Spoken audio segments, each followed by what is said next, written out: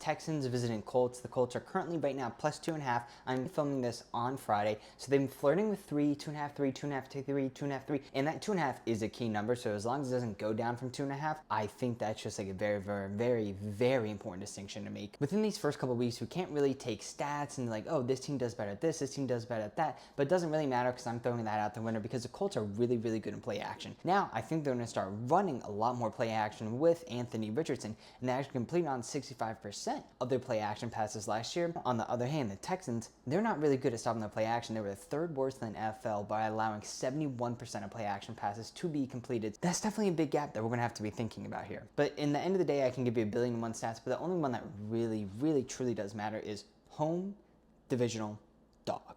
That is just the key in this game. It's the first couple weeks season that home divisional dogs just cover 71% of the time. If I could just cover every single game 71% of the time, I would be so rich. I would buy so many pools. I would just buy pools to be like, oh yeah, that pool is not for you. That's how much money I would have. It's very simple. What's the effective formula? It's my nickname, and it's the special like aspects of the game that I'm handicapping that I know that no other handicappers are handicapping for this. So starting off, the Colts are currently right now plus 2.5 points. What is Texas known for?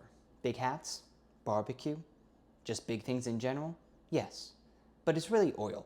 Oil is just the backbone of Texas. When you think about Texas, you think about oil rings and you think about cowboy hats. Now, I don't know which one I like more, but both are just great and have contributed to society no matter what the aftermath is. I would go as far as say I even own a cowboy hat. Now, here's the thing. They're playing in Indianapolis. That's a big word for me to say in one of the toughest cities. But what's their stadium called? The Lucas Oil Stadium. So imagine being all about oil, your entire state, Houston, all about oil, but then you go to Lucas Oil Stadium, it's just a big old culture taking a slap in their face like, hey, you guys think you know oil? You don't even have your stadium named after oil, but we do. I think that just shows just a lot of toughness and grit. So that's why I'll move the line just a full point towards the Colts. So right now that plus 1.5. Now CJ Stroud is a really good quarterback. Just toss him in the model real quick there. I'm gonna give them a half point back. So right now they are currently at +2. But that being said, I believe in Anthony Richardson, and I did draft him in a couple of my best ball leagues. So I'm gonna give a 0.25 back to the Colts. So with all that being said, my final line is gonna be plus 1.75 points for the Colts. I'm actually gonna wait until kickoff place bet because I think the public is gonna keep driving that number. So hopefully I can get them at a +3, maybe even a +3.5, but it doesn't matter. Right now the Colts pick is plus 2.5. Cardinals are visiting Bills, and right now they are plus 5.5, so Bills are minus 5.5. Now, I don't know what to make of this game, right? I feel like the Cardinals, I was like, oh, they're going to be good, they're going to be good, no one's going to be thinking about them. Now they're becoming like the media darlings as well as the Jets are, and everyone's kind of being like, oh, Bills aren't that great. But they still have Josh Allen. I think everyone forgets that, hey, Josh Allen is really good at football. It doesn't matter like they're going through like maybe like a mini rebuild or whatever you want to call it. The Bills win games. I also felt like last year this game would have just been like a quick write-off. Probably would have been like double digits for the Bills, or like, you know, I don't know, they would have been like minus 8.5. I guess it's not like that much, but 3 points are a lot. 3 points are a lot. Let's not get that twisted. This year, the Cardinals, I really think they're revamped, and I think it's just because their offense is going to be much better. And like I just talked about beforehand though, it is Josh Allen. Josh Allen is so good. It doesn't matter how it's going to be done. Like, he's going to get it done. So I do think that the Bills are going to win this, but I think that the 5.5 is still just a little bit too much, but I don't know where the public's going to go because I think they can either shift it one way or another. I think they're still going to be all over the Bills because I was talking with some people and they're like, oh yeah, the Cardinals still stink. So that's always a good sign when people are like, oh,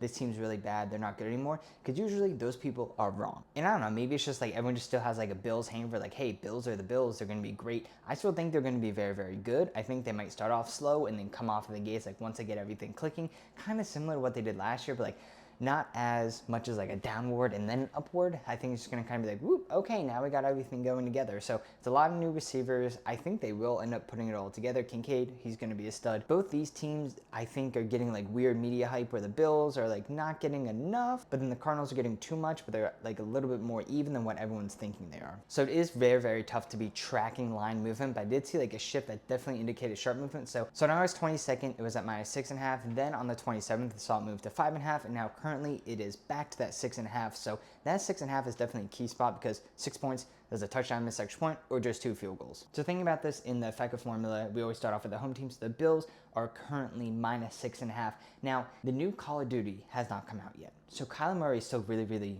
really, really good at football until that Call of Duty might come out, and that might shift things. But they also said, hey, he's not doing a lot of stuff playing video games, but it doesn't really matter. There's no Call of Duty out yet, so we're going to shift this a full point towards the Cardinals. So right now it is Bills minus 5.5. Josh Allen is dating Haley Steinfeld, and I respect that. I'm a big Haley Steinfeld fan of her music and her movies, okay? Of her music and her movies. So that being said, I respect him for dating her. I'm getting a full 2 points to the Bills because that's just wrong. Is the X factor of this game, who we're not really talking about, and his name is Marvin Harrison Jr., aka Maserati Marv. I hope that nickname does not continue in the NFL. He's going to be an X factor. He's a rookie phenom wide receiver coming out of Ohio State. I remember that game, I think, what was it, Penn State last year, where he just kept saying, Maserati Marv, Maserati Marv, Maserati Marv. I can't even say it that well because I have a speech impediment, but the thing about him is that he went to the same day camp as I did, and I won most athletic camp for summer 2010, if anyone wanted to know, and he hasn't won it. He didn't win it. Now, he might have been like significantly younger than me. He might have been like an actual toddler at the time, but it doesn't matter because I won it and he didn't. But we should not take away from anything that he's done because I was just really, really athletic back in the day. So that being said, I do respect him for going Camp America Day Camp. So that's why I'm giving a full 2.5 points back to the Cardinals. I know we're just swinging all around here, kind of like a jungle gym. Now they're back at 5.5. This line is very, very accurate, but I think the X factor of, hey, Kyler Murray doesn't have the video games, Maserati Marvin in the same day camp. I know we are kind of dealing with the whole Haley Steinfeld situation, but it doesn't matter. I think this line is pretty even, but I'm giving a slight edge to the Cardinals just because they have two things into the effective formula when the Bills only have one. With all that being said, I think I'm going to put the Cardinals line at plus 5.5, which is a full point under from what we are currently talking about because the Bills are 6.5, the Cardinals are 5.5. Bang, bang, there you go. We bet the Cardinals. That's just how math works. Jacksonville at Miami. Right now, Miami is minus 3.5 because they're at home. They're always so good when they're at home. I don't care what's going on, but Miami at home is way better than Miami on the road or Miami versus any other good team. Now, I know you're thinking, this is not the same season as last season, but I still, just in my mind, they're just fraud watch and there's nothing else. It's just, hey, yeah, they'll beat up bad teams, but who they're playing, the Jacksonville Jaguars, yeah, they were bad last year, and like they were literally a lock to win that division. But then Trevor Lawrence got hurt. Then we had the merge of C.J. Stroud. So now it's like it's kind of more of a convoluted, as the kids would say, division.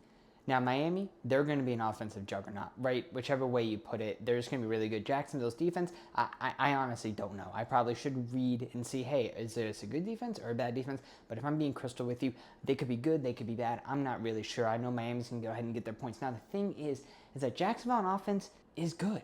Like, I don't know why people are acting like they're not good.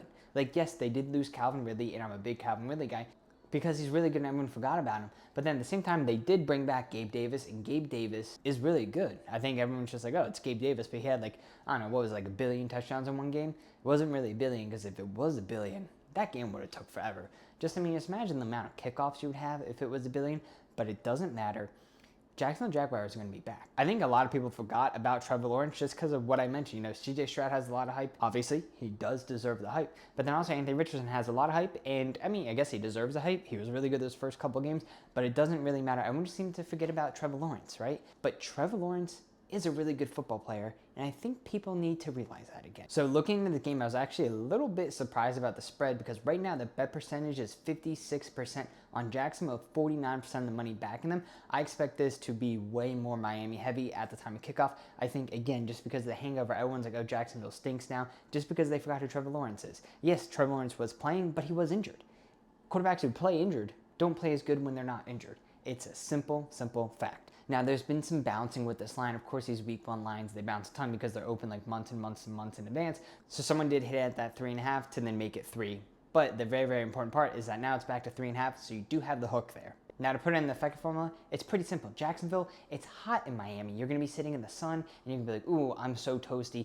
But you're going to get a little bit too hot. So I'm going to give a half-point advantage to the Dolphins on that, moving line from -3.5 to -4. In that same regards, Jacksonville knows heat. They know humidity. They're also a Florida team. People forget that they're in Florida. I don't know if they actually forget they're in Florida, but they are a Florida team. No one mistake that. It's that little part at the end of the country. And they are both in the same state, so they're going to be used to the heat. So I'm going to give a half-point back. And now, with all that being said, Trevor Lawrence was in a Head & Shoulders commercial because he has the most luscious hair known to man, and I am extremely, extremely jealous. So I'm going to go ahead and give a full point to the Jaguars because I don't have that hair, but if I bet on Trevor Lawrence, then in my head, I could possibly have that luxury hair. And then I would just be twirling it around like I was a girl. I'd be like, oh God, here you go, boom, and then do a hair flip like that.